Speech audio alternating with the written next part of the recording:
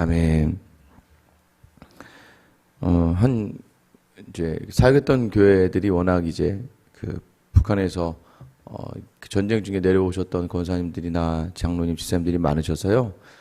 이제 보통 사역을 하다 그런 이야기들 많이 듣습니다. 내려오는 길에 이제 남편도 잃고 이제 뱃속에 아들 하나, 그리고 내려와서 이제 그 아이를 낳고 혼자서 그 아이를 위해 사는 거죠. 삶의 목적이 그 아들을 키우는 겁니다.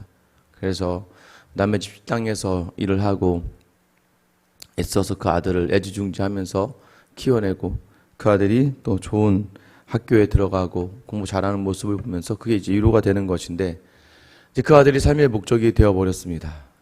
문제는 무엇입니까? 믿음이 있긴 하지만 모든 자리에 우선이 그 아들이다 보니까 나중에는 이 아들을 못 내려놓는 거예요.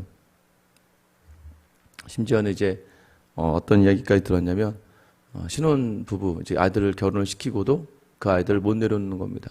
그래서 신혼을 갔다 오고 나서 자고 있는 아들 방에 들어가서 같이 또 셋이 잠을 자기도 하고, 그러니까 그 정도까지 이 아들에 대한 미련을 못 내려놓을, 누가 봐도 그건 굉장히 비정상적인 모습인데도 불구하고 그것이 자기 삶의 모든 것이 되어버렸어요. 결론은 이제 자부가 이제 심한 이제 정신병에 걸리게 되고, 그 아들은 이 고부간의 사이에서 이제 그 엄마와 또 어머니와 아내의 사이에서 오히려 이제 그 아들이 나중에 더 큰 치료를 받으면서 모든 삶이 무너져 버리게 되는 것이죠.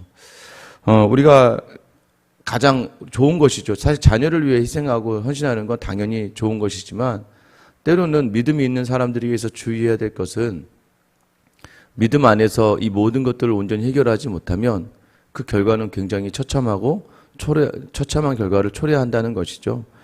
우리가 지금 하나님보다 더 우선하는 자리들이 있다면 하나님은 그것을 질투하시는 분이십니다.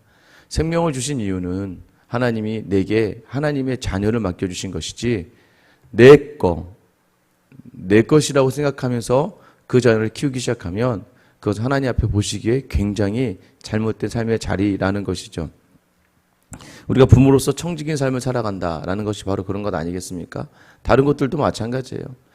우리가 하나님보다 더 우선하며 놓치는 자리에서는 반드시 하나님은 우리를 사랑하신다면, 하나님 우리를 사랑하시고 여러분이 성도라면 하나님은 그 죄를 싫어하시고 미워하시며 치신다는 것이죠. 오늘 본문이 이제 그 이야기를 하고 있는 거예요. 1절 말씀 2절 상반절까지 보시면, 여호와께서 이와 같이 말씀하시되 가서 토기장의 옹기를 사고 백성의 어른들과 제사장의 어른 몇 사람과 하시는 문 어기 곁에 있는 흰놈의 아들의 골짜기로 가서 거기에서 내가 내게 이런 말을 선포하여. 이제 여기를 보다 보면 첫 번째는 이제 뭐예요? 하나님의 말씀이 주셨어요. 무엇이라고 합니까? 토기장이의 옹기를 사서 가라. 우리가 지난 말씀을 통해서 하나님은 토기장이시다, 내가 토기장이와 같다라고 말씀하시는 것 기억하시죠? 왜요? 하나님의 주권에 대해서. 농로 위에서 토기를 굽다가 자기 손이 닿는 대로 이 그릇을 만들어지는 거 아니겠습니까? 또 망가지면 그것을 다시 그릇을 만들지 다른 그릇을 만들지는 누가 결정한다는 거예요? 하나님이 하실 거라는 거죠. 하나님이 이미 자기가 이스라엘 백성의 토기장이고 이스라엘은 하나님의 진흙이다라고 이야기했어요. 우리가 하나님의 진흙이 되는 것이고 하나님이 우리의 토기장이가 된다는 그 주권을 잃어버렸을 때 하나님은 오늘 그 토기장의 옹기를 사서 흰놈의 아들 골짜기로 가라고 이야기합니다. 흰놈의 아들 골짜기는 예루살렘에서 나오는 모든 쓰레기를 처리하는 곳이에요. 특별히 어떤 쓰레기가 많느냐? 이렇게 깨진 항아리 조각이 참 많았다고 합니다. 결국 이 얘기는 무엇입니까? 토기장에서 옹기를 사서 그 흰놈의 골짜기에 가서, 아들의 골짜기에 가서 그것을 깨트려 버리라는 거죠. 무엇을 의미하는 거예요? 너희와 나의 언약이 깨졌다. 이제 너희가 나에 대한 언약을 깨었기 때문에 내가 이제 너희를 가만두지 않겠다라는 것이죠. 좀 특이한 점은 백성의 어른들과 제사장의 어른 몇 사람과 함께 가라는 거죠. 백성의 어른들, 제사장의 어른 중에 몇 사람. 여러분 지금 그 지역에 있어서 가장 높은 사람들, 가장 고귀하고 함부로 할 수 없는 사람들을 데리고 가라는 건데, 이를 보면서 우리가 뭘 알 수 있습니까? 여러분 예레미야가요 정말 그 당시에 잘 나가던 사람 중에 하나였다. 잘 나가던 제사장. 물론 그 지역 자체는 이제 중앙에 있다가 쫓겨난 제사장들의 지역이었지만 그럼에도 불구하고 예레미야는 그곳의 높은 사람들, 백성의 어른들과 또 제사장 중에 어른들과 언제나 소통할 수 있었던 그러한 사람이었다는 것이죠. 그런 예레미야가 하나님의 말씀이 왔어요. 하나님의 말씀이 오자 세상의 그 부귀와 영화 또 그 높은 편안함의 모든 자리를 내어놓고 또 다른 선지자들처럼 평안을 외치면 그는 정말 그의 육체는 아주 편안한 가운데 있을 수 있었습니다마는 그가 붙든 건 하나님의 말씀이었어요. 하나님이 전하고자 하는 그 순백의 말씀을 그대로 백성에게 전하는 사명 하나 때문에 그는 백성들로부터 여러 가지 환난과 곤욕을 치르는 자리에 있게 되는 것이죠. 예레미야가 오직 그 자리에 있는 이유는 하나예요. 하나님 주신 말씀 때문입니다. 그 말씀 붙들고 지금 또 이 어른들을 데리고 토기장이의 온기를 가지고 흰돔의 아들의 골짜기에 섰습니다. 그곳에서 하나님 뭐라고 말씀하세요? 3절입니다. 말하기를 너희 유다 왕들과 예루살렘 주민들아 여호와의 말씀을 들으라. 만군의 여호와 이스라엘의 하나님이 이같이 말씀하시되 보라 내가 이곳에 재앙을 내릴 것이라. 그것을 듣는 모든 자의 귀가 떨리니. 이제 하나님의 백성에게 하나님께서 미래에 일어날 끔찍한 징벌을 선언하십니다.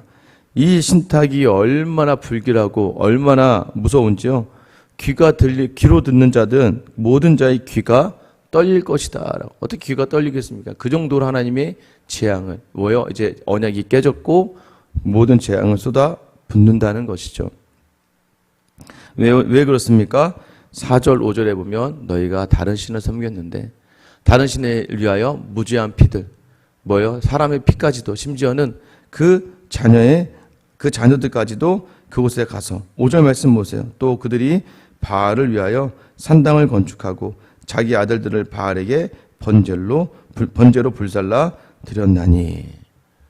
여러분 이런 일들을 초래한다는 것이죠. 일전에 말씀드린 것처럼 사람들이 잘 가지 않는 이곳에서 바알이 이제 몰래 바알에게 제사 지내는 사람들이 있었어요. 왜냐하면 우상에게 제사 지내다 걸리면 이스라엘의 백성 중에서 돌에 쳐맞아 죽습니다. 그러니까 그 중에 몇몇 사람들이 자기의 유익을 위하여 바알 신이 풍요를 준다는 생각으로 이 쓰레기장 흰놈의 골짜기로 오면 사람들이 잘 안 오니까 그곳에 가서 바알 신당을 만들고 때때로는 몰록의 신당을 만들어서 자기 아이들을 불로 번제로 드리는 경우가 더러 있었다는 거예요. 그 유일한 목적이 뭐였어요? 자기의 풍족한 삶을 위해서라는 것이죠. 여러분 이것이 얼마나 무서운 이야기인지 아셔야 돼요.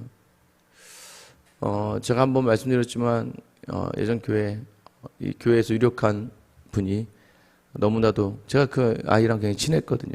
근데 그 아이를 공부를 시키겠다고 먼 지역 강남 파락군으로 가서 오피스텔에 아이를 가둬놓고 시간당 그 당시에 거의 이제 30-40년 전인데 그 당시에 시간당 거의 100만 원짜리 200만 원짜리 과외를 과목별로 이제 계속 이제 선생님이 바뀌어가면서 들어오는 겁니다. 결국 그 아이가요 몇 개월 만에 정신이 나가버렸어요. 그러나서 집에 돌아왔는데 이미 폐인이 된 상태에서 돌아왔습니다. 그래서 그 아이가 그 뒤로부터 하는 일이 뭔지 아세요? 엄마를 때리기 시작합니다. 시간만 되면 올라가서 자기 어머니를 그렇게 구타를 하기 시작합니다. 그러니까 자식을 경찰에 신고할 수도 없잖아요. 말리는 아버지까지 때리기 시작하고 한 번에 친구가 제가 알고 있는 그 다른 후배가 그 친구랑 조금 이제 대화가 돼서 그 친구의 집에 갔다가 깜짝 놀란 게 자기가 보는 앞에서 그 권사님을 때리기 시작하더라는 거예요. 자기도 너무 놀라서 그제 도망 나올 정도로. 결국에는 뭐예요? 내가 이 아이를 세상적으로 성공시켜야지. 이 세상으로 이 아이들을 어떻게 만들어내야지 하는 그 욕심에 그 끝이 어떻게 돼요? 결국 그 아들의 모든 진로를 무너뜨리게 되는 거예요. 그 뒤로 애쓴 게 뭔지 아세요? 그 뒤로 그나마 계속 교회로.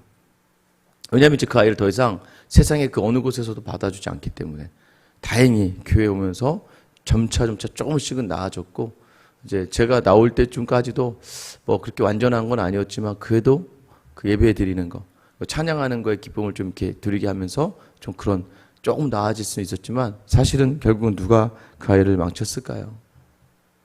여러분 우리가 놓치고 있는 것이 있어요. 자꾸 세상의 풍요로움에 내 자녀를 갖다 바친다는 거예요. 세상의 그러한 풍조 속에 내 자녀를 갖다 바치는 거예요. 여러분, 오늘 자녀가 비단 예인 거예요. 하나님 뭘 얘기하시냐면 하나님을 떠나서 너희가 대신하여 모든 것들을 쏟아붓는 그 자리에 하나님은 재앙을 선포할 수밖에 없다라는 그런 두렵고 떨리는 말씀을 주시는 겁니다. 6절 말씀 보세요. 그러므로 보라, 다시는 이곳을 도벳이라 흰놈의 아들의 골짜기라 부르지 아니하고 오직 죽음의 골짜기라 부르는 날이 이를 것이라. 여호와의 말이니라. 이제는 뭐예요? 도벳이 뭐냐면요, 침을 뱉다라는 의미입니다. 왜냐하면 쓰레기장이었으니까 막 지나가다가 이제 침 뱉고 하는 이런 곳이었고, 흰놈의 아들의 골짜기, 그러니까 쓰레기장이었죠. 그러니까 이곳이 더럽고 참 너희가 우상을 드렸던 그곳이잖아. 이 곳을 내가 죽음의 골짜기로 할 거다. 뭐냐면 이 곳을 통하여 이제 바벨론이 이 거리를 거쳐 들어와 예루살렘을 완전히 다 무너뜨릴 것이기 때문입니다. 오직 죽음의 골짜기라 부를 것이라. 하나님을 놓치는 자리, 자신의 죽음만 향하는 게 아니라 자신과 자신의 가족과 자신의 자녀들을 다 죽음으로 몰고 가게 된다는 것을 기억하라는 거예요. 절대 그러나 쉽지는 않습니다. 머리로는 이해가 되시겠지만 쉽지 않아요. 삶에서도 마찬가지예요. 머리로는 이해가 되지만 이것을 하나님 앞에서 온전히 하나님만 바라보는 것은 쉽지 않습니다. 순간순간 문득문득 세상의 것들이 나에게 다가올 때가 있고, 그런 염려 속에서, 폭풍 속에서 우리는 세상의 것을 취할 수밖에 없고 또 세상에서 인정받고 싶을 때가 있거든요. 수단과 방법을 가리지 않다가 여러분 생명을 잃을 수 있다. 진짜 생명. 살맛이 난다. 이런 표현 있지 않습니까? 근데 하나님을 놓쳤다가 그곳에서 죽겠다. 하나님 놓친 자리가 바로 이것이라는 것이죠. 하나님을 붙드는 자리는 무엇입니까? 하나님이 주신 자리, 하나님 내게 주신 이 자리를 가장 아름답고 귀하게 여기며 이 자리에서 하나하나를 감사하며 나아갈 때, 여러분 진짜 감사는 감사를 낳아요. 그리고 은혜는 은혜를 낳는 거예요. 그러나 불평은 또 다른 불평을 낳는 거예요. 하나님이 주신 모든 자리가, 내게 허락된 이 자리가 하나님이 줬다는 것을 알아야 되는데, 나도 모르게 자꾸 불평하고 원망하고 마음에 분이 일어나고 이럴 때마다 조심하셔야 될 게 뭐예요? 감사가 사라졌구나. 하나님 주신 은혜의 자리가 사라져버리고 말았구나. 그럼 어떻게 되는 거예요? 다시 주님께 무릎으로 구하는 거예요. 예레미야를 통해서 우리가 알고 있는 게 무엇이에요? 언제든지 돌아오고 회개하면 하나님은 마음의 평강 주시기를 작정하는 분이세요. 언제든지 하나님보다 우선했던 걸 내려놓는다면 하나님은 그 좋은 것들로 우리 삶에 채워주신다는 것이에요. 어제도 우리가 말씀 나눴지만 이런 폭풍은요, 고난은요, 바람은요 무섭습니다. 두렵습니다. 그러나 중요한 건 무엇입니까? 믿음의 성도들에겐 기회라는 거예요. 믿음을 증명하고 믿음이 이기는 것을 보여줄 수 있는 놀라운 기회가 된다는 것입니다. 오늘도 여전히 여러분 앞에 삶의 바람이 불고 삶의 어려움이 있고 유혹이 있어요. 이것만 좀 해봐. 잘 될 거야. 근데 여러분, 이 시간들을 여러분들이 위기로 여기고 힘들겠다로 여기는 것이 아니라 기회다. 하나님이 내게 하나님을 붙잡고 하나님과 함께하기 위한 기회라는 것을 기억하시며, 오늘 삶에서 여러분을 압박하고 억압하고 유혹하는 모든 자리를 다시 한번 하나님과 함께 승리할 수 있는 그런 귀한 은혜가 넘쳐날 수 있는 하루가 되고 한 주가 되기를 예수님의 이름으로 축원합니다.